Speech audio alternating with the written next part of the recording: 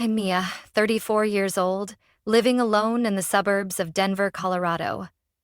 For the past 12 years, I've worked relentlessly, juggling 2 jobs at once, never taking a vacation longer than 3 days, avoiding luxury purchases, skipping weekend outings. One goal kept me going through every exhausting night: owning a home of my own. And now, I've done it. A modest 3-bedroom house on Chestnut Street, not near downtown, no pool, no pretty rose garden, but it's mine. My name is on the deed, the keys are in my hand, and no one can take it from me. I didn't borrow much from the bank, because most of the money I put into this house came from sweat and endless overtime at my design studio and evening shifts at a local cafe. It's not glamorous, but it's warm. It's the milestone I dreamed of ever since my mother told me, "You need something of your own, Mia, something no one can force you to give up." I still remember the first time I stepped into the empty house after signing the contract. No one clapped. No champagne. No cake. Just me and the sound of my own heartbeat thudding in my chest. I walked from the living room to the bedroom, my hand brushing the walls, as if making sure this was real. This place was the peace I never had during an unstable childhood. Every morning, I wake up to soft sunlight streaming through the kitchen window, make a hot cup of coffee, play some jazz, and sit at the wooden table I assembled myself. No one calls my name. No one tells me what to do. I don't have to listen to arguments through the walls. And that, complete quiet, is the greatest reward I've ever had. I treasure every inch of this house. The hardwood floor has a few scratches, but I never fix them. They're reminders of those first days I cleaned everything myself, hauling heavy boxes in alone. Each evening, I sit on the chair by the window, golden light spilling down, wind rustling outside, and I think, finally, I have a place to breathe. Not everyone understands what it feels like to truly have a place of your own. Most of my friends are married with kids or living in stylish rentals downtown. They say, "It must be lonely living alone," or "Buying a house now isn't smart," or "Condos are easier, you get services." But I don't want easy. I want freedom. Freedom to paint my bedroom whatever color I want without asking anyone. Freedom to hang old photos of my mom without someone calling them tacky. And, most of all, freedom to say no to anyone who tries to step into this space without respecting what I've built. I thought I'd have at least a few years to enjoy this peace. But I was wrong. A storm was coming. Quiet, persistent, and shameless. I didn't know where it would start, but I felt it.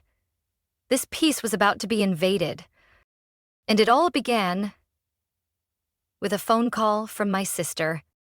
I don't talk much with my younger sister, Lana, 30 years old, married at 24. Her husband Derek, 32, once studied photography but never held a job for more than 6 months. They're the free spirit type you see on Instagram, always in a new city, posting beach walks or desert meditation pics, with captions like, "Choose living, not surviving." Lana and I were never alike. I need stability like air, but Lana sees it as a cage. She once told me, half joking, "You live like an old lady afraid of risk." I'd rather have 1 year of real living than spend a lifetime stuck in a kitchen with bills. I didn't argue. Everyone has the right to choose their path, but I never imagined her version of real living would come crashing into the quiet world I'd built with so much care. 3 months ago, Lana and Derek sold their small house in Phoenix, where they'd lived for nearly 5 years with their 2 kids, Mason and Evie, 4.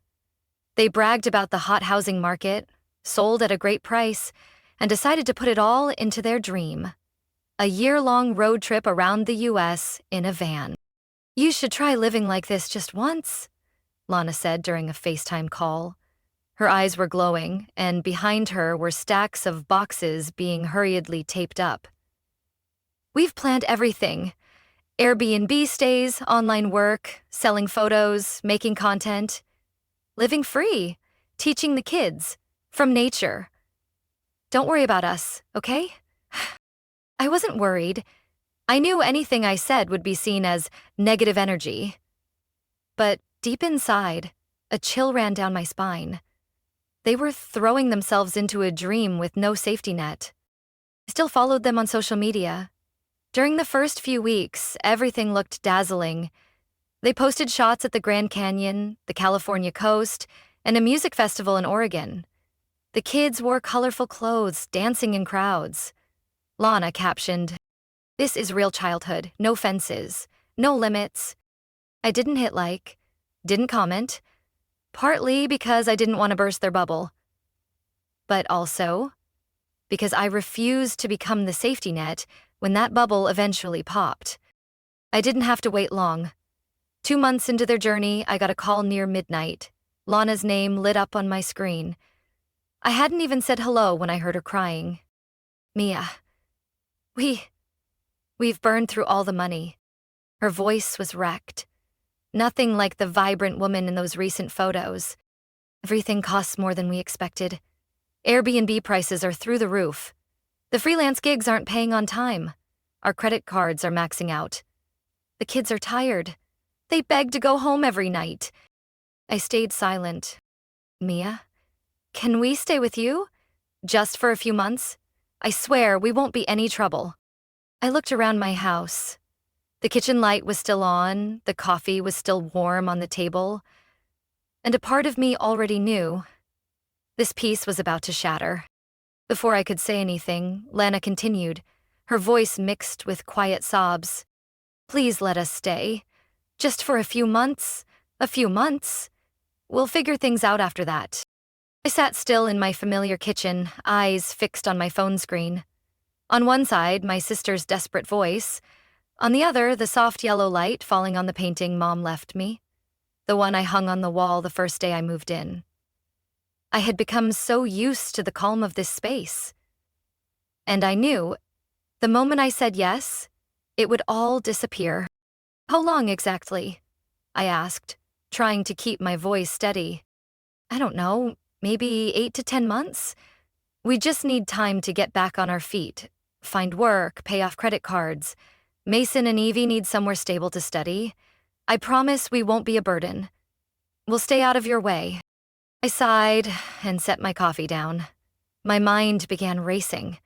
I had a 3-bedroom home, but one room was my office, and the other was used for storage and my treadmill. The space was perfect for me, a single woman who values order and solitude. Add 2 adults and 2 young kids. I couldn't even picture what that would look like. I took a deep breath and said slowly, "Lana, I understand your situation, but honestly, I don't think living together is the right solution." There was a sudden silence. I'll never let someone... this is my home. I've lived here alone for nearly 6 years. I need peace to work.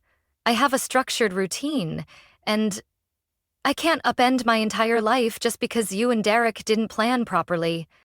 The line went quiet for a few more seconds. Then Lana spoke again, her voice low like she was trying to swallow her anger. "So you're saying no?" "Not exactly." I softened my tone. "I'm willing to help. I can cover part of your rent for a few months. I also have friends in real estate who can help you find a decent place nearby that fits your budget."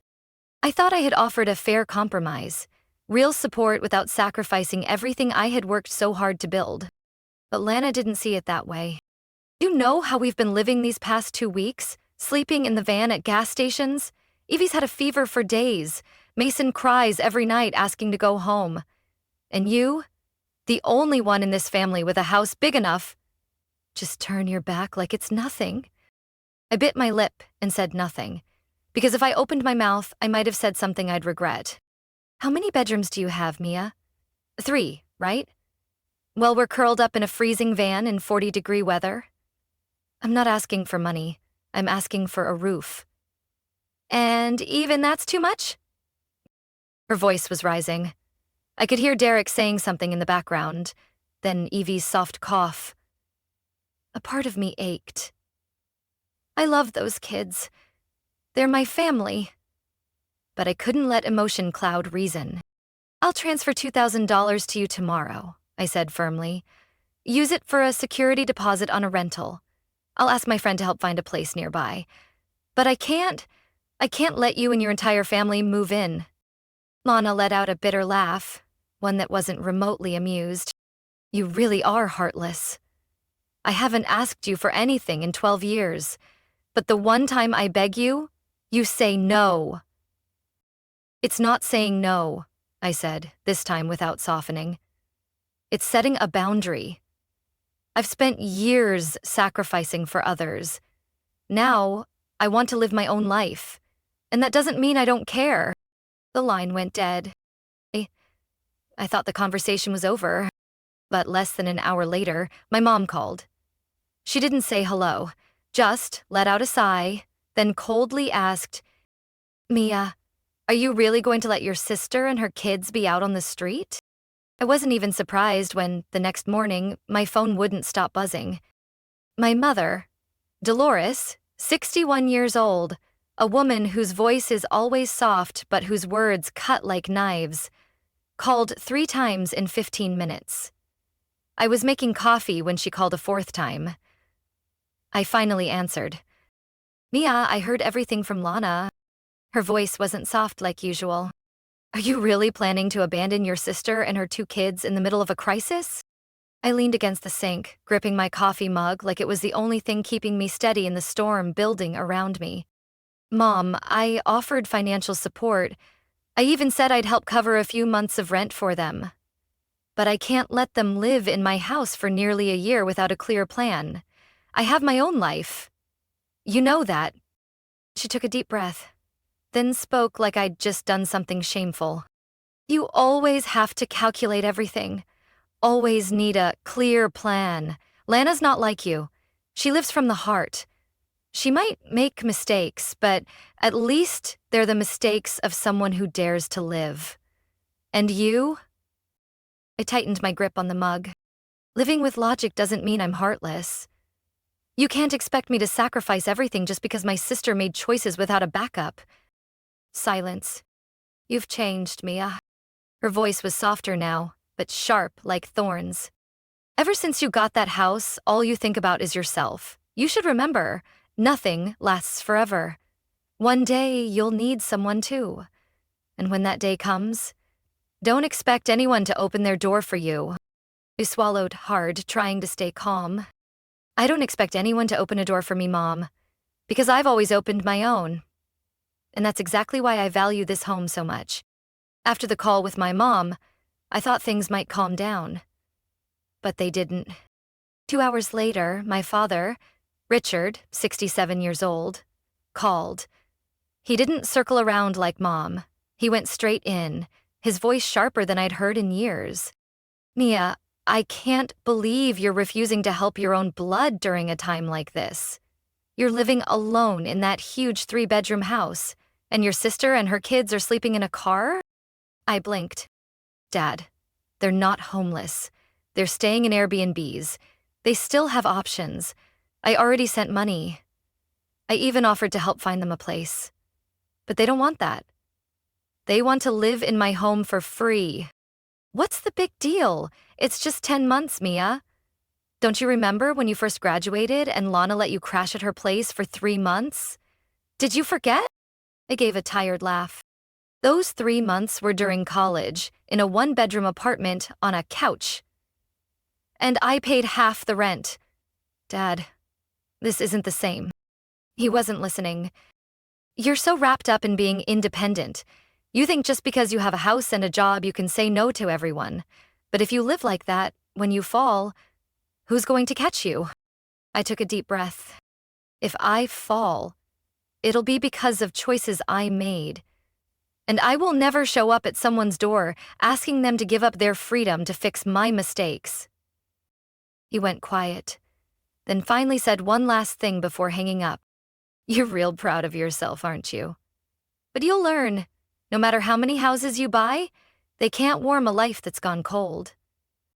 I rested my head on my arm, exhausted. Not angry, just tired. I've been responsible all my life. I've always been the helper, the one who carried the weight. But the moment I set a boundary, I became cold, ungrateful, selfish, and Lana wasn't done. That evening, I got a message from an old classmate, Sarah, someone who still loosely kept in touch with both me and Lana. Mia, what's going on? Lana posted a status saying she never expected the sister she trusted most to turn her back when the family needed her. I turned on the living room light, slowly sat down on the couch. My phone's screen lit up with the public post. Sometimes, the one who hurts you the most is the one you once admired. We only asked for a roof. But it turns out, some hearts are colder than October frost. Dozens of comments underneath. Most were familiar family names, and most weren't on my side. I thought that after being ambushed by Mom, Dad, and the online crowd, Lana would understand that my decision wasn't going to change. I had been clear, I had explained, I had sent money, I had drawn a line, and I believed at the very least she'd respect that boundary. I was wrong. 1 week later, on a Saturday morning, I was mowing the backyard when I heard a knock at the front door. I assumed it was an Amazon delivery. I had just ordered a new bookshelf. But when I opened the door, he froze. Lana, Derek, and the two kids, Mason and Evie, stood on my porch surrounded by suitcases. Evie clutched a worn-out teddy bear. Mason yawned, his hair a mess like he hadn't slept well. I stared at them speechless for several seconds. Lana looked completely composed, as if this was perfectly normal. "Good morning, sis," she said with a faint smile, like nothing had happened. "I knew you wouldn't let us struggle for too long." I didn't answer right away. My eyes shifted to Derek, who gave a quiet nod and stepped back with a suitcase. The two kids stood still, wide-eyed, looking around like they were waiting to be let inside. "Lana, what are you doing?" I asked, trying to keep my voice calm. "We came to talk, properly this time. Last time was over the phone, and things got a little tense. I knew you'd understand once you saw us in person. You've always had a soft heart." I couldn't believe it. She really thought she could use soft heart to change my mind? "And you brought all your stuff?" I glanced at the suitcases. "Just to talk?" Lana exhaled, like I was the unreasonable one. "Mia, we're exhausted. The kids are sick. Evie's been coughing for 2 nights. You want to talk in a parking lot? Or can we come in, have some water, and talk like normal people?" I looked at the 4 of them. My heart clenched when I saw Evie rubbing her eyes, but reason snapped me back. I couldn't let emotion take the wheel again. "Come in," I said, stepping aside. "But just to talk. Nothing more." Lana flashed a quick, triumphant smile before replacing it with her "sweet sister" face. They all stepped inside like they hadn't been turned down before. Derek placed the suitcases against the wall without asking or even looking at me. I led them to the living room, deliberately keeping distance. "Talk," I said, folding my arms. "What's the plan this time?" Lana sat down on the armchair, smoothing her hair. "Just 10 months. That's all we need. We won't be any trouble. Derek can do housework. I'll cook, clean, watch the kids. We'll keep everything spotless. You won't have to lift a finger." "And after 10 months?" I cut in. Lana hesitated, then replied in a tone that felt rehearsed. "If things are stable, we'll rent our own place, and if not, well, we've been keeping an eye on some cheap flights. There are deals in Arizona, so maybe we could hit the road again." I let out a dry laugh. "So after nearly a year living in my house, you still want to take off if you find a cheap flight? You really think that's okay?" That's when Derek finally spoke up. "We're not trying to take advantage, Mia. We just thought, maybe you'd be more understanding. You know, I walked over to the window, avoiding their eyes. "You sold your house with no backup plan. Blew all the money on hotels and restaurants. Didn't save, didn't invest. Didn't make any security net for the kids. And now you're here, knocking on my door, expecting me to rearrange my entire life to fix the consequences of your reckless choices?" Lana stood up, face flushed red. So now you're lecturing me? You always think you're right, but living your whole life stuck in the same boring loop? What's there to admire in that? We're living, we're daring. And you? You're just scared. I turned to face her directly. Daring to live doesn't mean dumping your responsibilities on someone else and calling it freedom. The tension in the room was sharp as glass. Evie started to cry, softly. Mason buried his face in his dad's shirt. I spoke my last words, my voice ice cold. I'm not changing my mind. You have 10 minutes to pack up and leave. If you need it, I'll call you a cab. Lana stared at me, a mix of shock and fury in her eyes, but this time, I didn't flinch. Lana stood frozen for a few seconds, before her face turned red with rage. Her chest rose and fell quickly, and her eyes lost any trace of pleading. There was only anger now. You really have changed. You never used to be this cold, she hissed. You used to say you'd always be there for me. Did you forget that? I clenched my fist but kept my voice steady. I did say that, but I never promised to carry the weight of every reckless decision you made. Reckless? Lana let out a bitter laugh. I chose to live authentically. I dared to dream. You? You're a ghost. Work, come home, lock the door, call it stability. I turned fully toward her. Yes, I choose stability because I know exactly what instability costs and because I never want to stand at someone else's door with my entire family, begging to stay. Without a plan in place. Derek couldn't stay out of it any longer. He stepped forward, his voice no longer gentle like before. I thought you'd be different.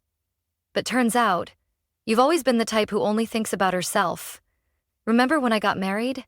Mom said you didn't want to pitch in because you were busy paying off student loans. Back then, you used the same excuse. Prioritizing your future. Sound familiar? I stared at Derek, stunned he had the nerve to bring up something from nearly a decade ago. You're right. I didn't help financially back then because I was working 3 jobs to pay off my student debt. And I don't regret putting myself first during that time. That's how I built this life. And you don't get to use something I couldn't do in the past to make me sacrifice what I have now. Lana stepped closer, just a hand's width away from me. You're being selfish. You live alone. This house is twice the size of what you need, and yet you can't spare a little space for your own blood? I stood tall, not blinking. This isn't about space. It's about boundaries. Some people go their whole lives never setting any, and then blame everyone else when things fall apart. I'm not one of them. Evie began to sob. Derek turned to comfort her, but Lana kept her eyes locked on mine. Like if she glared hard enough, I'd back down. You'll regret this, Lana said quietly, like a curse. One day, when you need someone, no one will be there. I gave a faint smile, though something twisted in my chest. If the price of having someone stay is giving up my peace and freedom, then I'd rather be alone. Derek dragged the suitcase closer to the door. He looked at me like I was the worst person in the family. We won't bother you anymore. But just remember, you turned your back when your family truly needed you. I opened the door. The cold afternoon wind crept into the living room. Good luck, Lana. I mean it. She didn't reply. She just told Mason to hold his sister's hand and pulled the suitcase out of my house without looking back. I stood there, my hands still gripping the doorknob. What I felt wasn't anger, and it wasn't triumph. Just an expanding emptiness in my chest, cold, heavy, and tired. But I knew one thing. If I gave in this time, there would never be a last time. I thought things would quiet down after Lana and Derek left, dragging their luggage and their glares behind them. I didn't expect gratitude, but I at least hoped they'd respect the boundary I'd set. I was wrong. So wrong I had to ask myself, had I really underestimated just how far my sister could twist the truth? Not even 24 hours later, my mother called again. She didn't wait for a hello. Her voice cracked like she'd been crying. Mia, Did you really kick them out onto the street? You watched those kids cry and just slammed the door? I froze in the kitchen, still holding my now cold coffee. What are you talking about? I didn't kick anyone out. I let them in, heard them out, and calmly said no. I didn't yell. I didn't insult. I didn't shame them. But you closed the door, and you turned your back. Lana said you stood there, watched the kids cry, and pointed them to the street. I was speechless. Mom, I never did that. I invited them into my home. We sat in the living room. Everything was said with reason. But they didn't want reason. They wanted me to give up my entire space, just so they could feel like I cared enough. Mom went quiet. Then she ended the call with one line that hit me like a stone. No wonder you live alone now. Maybe it's just easier when there's no one around to disappoint. That afternoon, my aunt, Margaret, my mom's younger sister, sent a message. She rarely reaches out, usually just a holiday card here and there.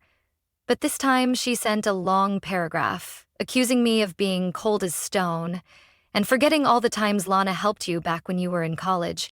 That evening, my cousin Julia commented on an old photo I posted weeks ago, me reading by the window.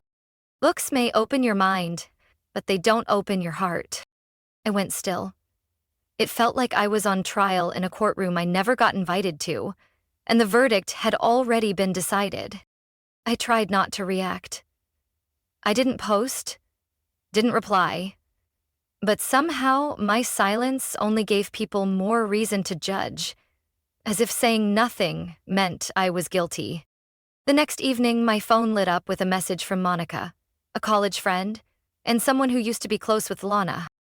Mia, I don't want to interfere, but if your sister's really in that much trouble, maybe you could soften a little? It's only 10 months, after all. She's family. I replied with just one sentence. Would you be willing to let a family of 4 move into your 2-bedroom apartment? Monica never responded, but messages like that kept coming in, from old acquaintances, former classmates, past coworkers, people who had never stepped foot in this house, who had no idea how many years I worked until 2 a.m. to pay off my mortgage. Another mutual friend, Kevin, messaged with a more neutral tone. I get that Mia wants boundaries. I just think if it were me, I'd compromise a little. I mean, you live alone. Living alone doesn't mean living in excess. Just because I have 3 bedrooms doesn't mean I owe anyone the other 2. This house is the result of sacrifice. My right to live on my terms. Bought with years of never getting sick, never quitting, never slipping up. And just as I was sitting alone in my living room, watching those messages pile up, my phone buzzed again. Dad was calling. You should know the whole family's watching you, Mia, he said. He wasn't angry anymore. His voice had turned to something quieter, more threatening. No one understands why you won't let your sister stay. They're calling you the Ice Queen. Have you heard that? I let out a bitter laugh. I figured they'd call me a self-made woman, but I guess around here, independence is a crime. Dad said nothing else. He just hung up. I leaned back on the sofa, staring at the ceiling. The peace I'd fought so hard to build wasn't being destroyed because I did something wrong, but because I refused to carry someone else's consequences. And I didn't regret it. But I was starting to understand something. When you start setting boundaries, the people who used to benefit from crossing them will be the ones who get the angriest. I should have known this was coming. From the way Lana looked at me that last time before walking out, I could already feel it. But intuition is different from seeing it unfold. Loud, clear, and public. Monday night, just after I stepped out of the shower, my phone blew up with notifications. I opened Facebook to check a message from a client, and instantly, my timeline erupted. The first post that popped up was from Lana herself. Her profile picture showed her hugging Evie, the backdrop a soft sunset. The caption was unusually long, full of emotion, and of course, heavy with drama. When the only person in your family who could help chooses not to, When your kids are sleeping in a car in 40-degree weather and the sister you once admired just stands there in the doorway. What do you learn? That sometimes family isn't a place to return to. It's the place that hurts the most. Right below the post were more than 100 comments, and rising by the minute. Relatives, distant cousins, old high school friends, even people I hadn't spoken to in years, all jumping in with comments like, "I can't believe her sister would do that. A 3-bedroom house, living alone, and she can't take in her own blood? How do you sleep at night?" I read each line, feeling like someone had a hand wrapped tight around my throat. What shocked me wasn't just the outrage. It was the unanimity Lana received. No one asked for my side. No one fact-checked. All they needed was a heart-tugging story and an easy villain. And I fit the role perfectly. I hadn't planned to respond. Honestly, I wanted to stay silent. But when even my Uncle Henry, the one who lives in another state and hasn't seen me in 8 years, commented, I always thought Mia was too cold. Logic without empathy kills the soul. I knew. I couldn't stay silent anymore. I opened my laptop, took a deep breath, and started typing. The first line wasn't defensive.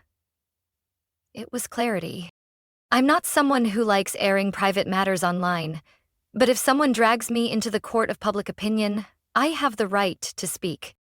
I wrote everything from start to finish.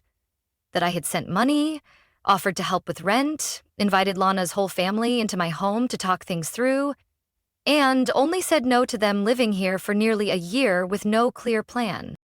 I wrote that I love my niece and nephew. But love doesn't mean losing your personal boundaries or sacrificing the peace I traded my youth to earn. I didn't use harsh language. I didn't smear my sister, but I told the truth. I didn't slam the door on 2 kids. I just refused to open it to indefinite dependency with 0 accountability. I posted it at 10 p.m. Within 10 minutes, the first comment appeared. Finally, both sides of the story. Then another. I once let someone rent my spare room for 3 months. It was a nightmare. I get it, Mia. Still, not everyone was on my side. Plenty of people continued defending Lana, saying things like, family means sharing. Mia's still being too rigid, or it wouldn't kill her to bend a little for her sister. But at least, this time, I had a voice. At midnight, Lana texted, a short, icy message. You chose to humiliate me in front of everyone. Don't be surprised when they all turn on you. Then she blocked me on Facebook. I stared at the screen in silence. Not angry, not afraid. Just strangely relieved. I knew it wasn't over. There were likely more messes ahead. But at least I didn't have to swallow the truth and let someone else rewrite my life the way they wanted. For the first time in days, I slept through the night. 3 days after I posted, tension in the family hit rock bottom. Lana vanished from all platforms. No more posts on Facebook, no more free spirit stories, no more dreamy comments from Derek about healing journeys. But that silence wasn't retreat. It was the calm before the next storm. That evening, while I was sorting paperwork in my home office, my phone rang. It was Dad. Richard. I hesitated. I knew this call wouldn't be easy, but I answered anyway. Mia, he began immediately, his voice tight like a stretched wire. Are you really going to let this family fall apart over a post? I leaned against my desk and kept my tone steady. Dad, I didn't post to attack anyone. I posted to defend myself. I was dragged online and misrepresented. I have the right to speak. You have the right, but did you really need to make a scene? Lana said you aired family business for the world to judge. Now everyone knows, and they think our family is just full of fighting. No compassion. I gave a bitter smile. And where was the compassion? When everyone called me cold, selfish, emotionless. Who defended me then, Dad? There was a pause on his end, then he spoke again. His voice lower but sharper. You should have been the bigger person. You're the older sister. You have a home. Lana's struggling. 10 months isn't forever. You should have opened the door, made peace. Your mother's been crying nonstop. I clenched my teeth. Do you think I'm trying to tear this family apart? Or are you all just too used to me always backing down? Mia, he barked. Are you talking back to your father? No, I'm telling the truth, I said, exhaling. My voice softened, but didn't waver. I've lived my whole life responsibly. I never asked anyone for money, never asked anyone to hold my hand. I built my life, brick by brick. And the first time I draw a boundary, suddenly I'm accused of destroying the family? So what? Peace only exists if I keep saying yes? If that's true, was it ever real peace? He went quiet for a long time. I didn't know what he was thinking, but I wasn't done. For the first time, I didn't hold back. I did help. I sent money. I opened up. But I can't open up my entire life so someone else can move in like it's owed to them. Lana isn't out on the street. She's just being told no because she refuses to take responsibility. A heavy breath on the other end. Then he spoke, slowly. I just hope you won't regret this, Mia. Some things, once they're lost, can't ever be regained. I swallowed the lump in my throat. If what I lose is the peace I fought so hard to build, then yes. I accept not getting it back. The call ended without a goodbye. Just a flat beep and a silence so long it felt like it echoed. I set my phone on the table, my hands trembling slightly. I wasn't sure if it was anger, heartbreak, or release. Maybe it was all three. Right then, a new email notification popped up. It was from Lana. Subject, you win, Mia. The body of the message was only 3 lines. It turned the whole family against me. Well done. I hope you enjoy sitting alone in the fortress you built from stone and rules. But remember, when you need someone, no one will be left. I stared at the words, and unexpectedly, a bitter smile crept across my face. They didn't understand. I didn't choose to live alone because I don't need anyone. I chose to live alone because I was tired of always being the one needed but never understood. After Lana's final email, everything went eerily quiet. No more calls from Dad, no more guilt-ridden texts from Mom, and of course, not a single word from Derek or the kids. My Facebook returned to normal, but my friend list had gotten shorter. A few people quietly unfriended me. Others hid my posts from their feeds. I guess in their eyes, I'd become the poster woman for successful but heartless. I wasn't angry. I just felt like I was standing on an isolated island. The days that followed passed in a distorted kind of calm. I still went to work, still consulted with clients, still watered the plants every Tuesday evening. But something in me had shifted. It wasn't regret. It wasn't sorrow. It was clarity. I began to see my family dynamic more clearly than ever before. As the eldest daughter, I was always told, Mia has to set the example. Mia needs to be patient. Mia should give in. And I did. All of it. Without complaints. Without demands. But it wasn't until I said no that the masks finally fell off. Turns out, to a lot of people, I was only lovable as long as I was sacrificing. One Saturday afternoon, I sat on the back porch with a mug of hot tea, watching the white daisies I planted in early spring slowly lose their petals. The air was crisp, and there was something raw but freeing in the breeze brushing across my cheek. I no longer felt the need to prove to the world that I wasn't a bad person. I no longer felt responsible for healing the wounds of those unwilling to be accountable for their own pain. I just needed to breathe. In my own home, on my own terms, in the life I traded my youth to build. My mother still hadn't called. My father had sent only one brief text. Whenever you're ready, the family's still here. I didn't respond, not because I wanted to cut ties, but because I refused to reopen a relationship stuck in old patterns, laced with one-sided expectations. I knew, deep down, that real connection only exists when both people are willing to grow, to take responsibility, and to respect each other. Without that, blood alone doesn't make us anything more than strangers. 1 month after the Facebook incident, I ran into Rachel, an old friend from yoga class. She used to be close with Lana in high school, but had distanced herself from that circle long ago. After class ended, she sat beside me and smiled. "I read your post. No one says it out loud, but I think a lot of people understood. They just don't have the courage to admit it." I was surprised. Rachel was never the meddling type, but her voice was unusually sincere that day. "You know," she added, "maybe people are so bothered because you were brave enough to set a boundary, and they aren't." I smiled. A real smile. One that didn't need to defend itself. "I don't want anyone to take sides," I told her. "I just want people to stop rewriting the truth." Rachel nodded. "That kind of strength?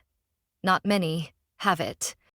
That night, I returned home and walked into my familiar space. The cozy living room, the soft scent of wax melts, the tidy bookshelf, and a stillness that wrapped around me like a thick quilt on a cold winter night. The house hadn't changed. I still lived alone, and I'd never been more grateful for it. I don't have everything. I've probably disappointed some people, but I didn't lose myself. I'm no longer the Mia from years ago, the one who always nodded, always gave in, always let others' feelings take priority over her own autonomy. Now, I have a small house I built with my own hands. And I have a boundary. Clear, firm, between real love and manipulation disguised as family loyalty. Mia's story isn't just a family drama. It's a lesson in boundaries and self-respect. In a world where women are so often expected to sacrifice, Mia chose to protect the peace she paid for with her youth. She wasn't heartless. She simply stopped carrying the burdens others refused to own. Sometimes real love doesn't mean giving endlessly. It means having the courage to say no, when saying yes would mean losing yourself. What do you think about Mia's decision? Was she too firm, or just protecting what truly matters? Leave your thoughts below, and don't forget to follow the channel for more honest and powerful stories about family and life.